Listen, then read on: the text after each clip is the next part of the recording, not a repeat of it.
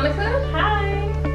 So I haven't seen you for a while, but I know the last time we talked, you began discussing some things about your father. So I'm going to go ahead and let you pick up from there. I can't go to my father and talk to him and say, hey, Dad, I'm having this problem. Can I vent to you or can I talk to you?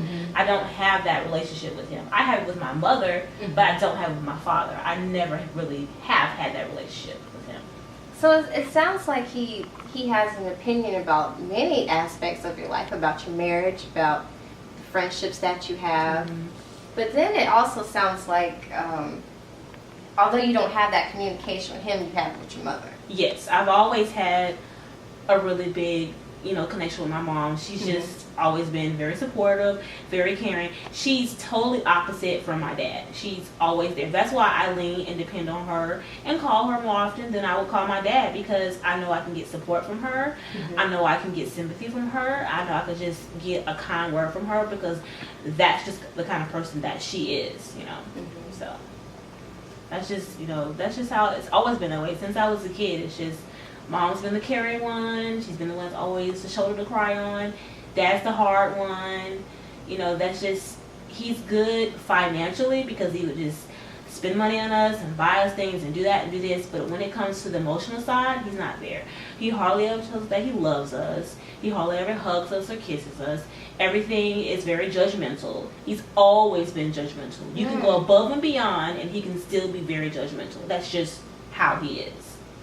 Wow, and Monica, as I'm listening to you and watching you talk about your daddy, I sense a lot of tension whenever you mention him. Yeah, I've always been fearful in my everyday life of everything and everyone. Not just like afraid of people, but just afraid of situations, afraid of, for instance, afraid of being homeless, afraid of being broke, afraid of being rejected, afraid of not being loved, just afraid of everything. So there are just a list of things that I'm fearful of. Wow. Yes.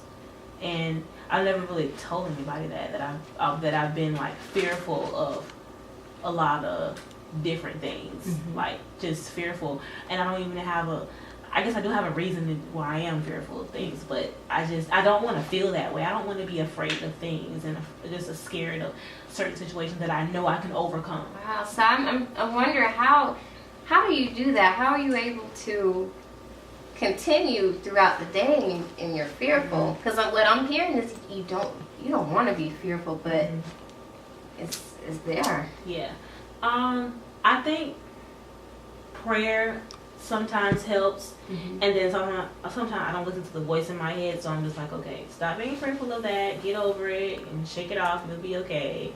But then when I'm home alone, or when I'm with my kids, or when I'm just by myself, then the fear starting to pop back up in my head. Oh, so when you're isolated, that's when that voice inside your head starts speaking. Like, okay, remember you're scared of this and you're afraid of that, and just so many things. Like, okay, and worrying. I was worrying about every single thing, because I used to worry about whether or not my dad loved me, and whether or not he really cared about me because of how he used to treat me. So I worry a lot about things that I probably shouldn't even care about, but I do. I worry about everything. So it sounds like your dad is one of the people that just brings a whole lot of emotions. It's just like one big pot full of emotions. Yeah. Wow. Yeah, I think a lot of the way I am today has a lot of my bad things, I guess the fear and the worry, have a lot to do with how he treated me. Everything has to do basically with that. Everything that I'm fearful of has everything to do with him. Everything I'm happy about has to do with my mom. Because she's always happy. Even when it's a bad situation, she finds the good inside of it. Well, let's explore that for a minute. Let's go with the father.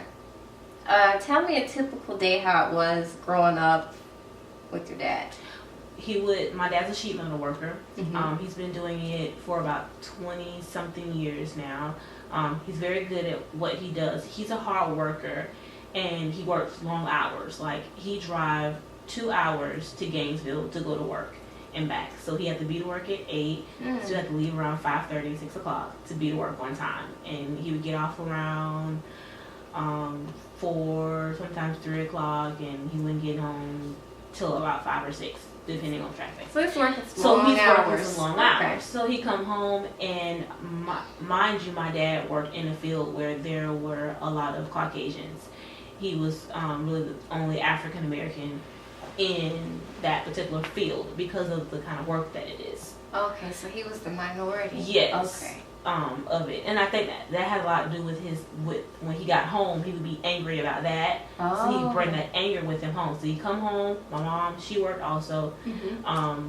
For a while she didn't work. She was a homemaker, but then she started working, Mm-hmm. and she would when she was a homemaker, she would cook and clean and do all those things and everything. And he would come home, and you know he greet us sometimes, and then sometimes he wouldn't, and he just expected so much from my mom. He expected her to have dinner on the table. He was very by the book on everything. Dinner on the table. By the book. Yeah, like I guess militant on. I guess if you want to say. Okay. She had to cook. She had to clean. She had to make sure everything was done. Had to have his lunch ready for the next day. Had to have the coffee prepped. Everything had to be done in order. And if it wasn't, there was a problem. Wow, that sounds like being a soldier in the military. Yes. Everything has to be in right order. in order. Wow. Yeah, and if it wasn't, there was a problem. There was he'd ask, well, why didn't you do this? Or what made you do that different today? Or what's the problem? You know, there was something, like he was looking to start an argument. Like, okay, dude, she's cleaning, she's cooking, she's taking care of me, helping me with my schoolwork. What else do you want? You got a good wife. What else do you want? That's an interesting choice of words, seeing he was looking to start an argument. Yeah, pretty much. That's how it always seemed. Like he was always, I don't know, he wants to start an argument. Like he has kind of got a rise off of it. I mean, I don't know somebody that wants to be angry all the time. Like, you're always starting arguments. You're always upset. You're never happy. When my mom's the happy person, she's like, hey, how you doing? How was your day? She's always happy and bubbly because that's her personality. So it sounds like your mom was more upbeat, and then your father was the total opposite. Yeah, he's a downer. He's definitely a downer. He's always been that way since I've known my dad. I hardly ever see him smile. I hardly ever hear him crack a joke. I just don't really get that from him. He's just very, very stern, and I don't understand why he's that way because we're not that way. Me and none of my sisters are that way. So. Wow, and Monica, you know, as you talk about your dad, your tone, it seems like you're kind of annoyed by just some of the different things that he does. With him not smiling, it seems like that bothers you. Yeah, it does. It's aggravating. That's why I'm like, when I see his name on the phone, I'm like, oh, I want to ignore it so bad. But I don't. I pick it up and I talk to him, and we'll talk more. And he'll say, I just want to see how you're doing, where the boys at. You know, the conversation is going well. And then in my head, I'm like, where's the argument? It's coming. I know it's coming. Over a smart comment, it's coming. So you're anticipating, even with him calling and checking on the grade. Because it always happens. Wow. And most of the time I could put money on it and I would win it because I already know how it's going to end.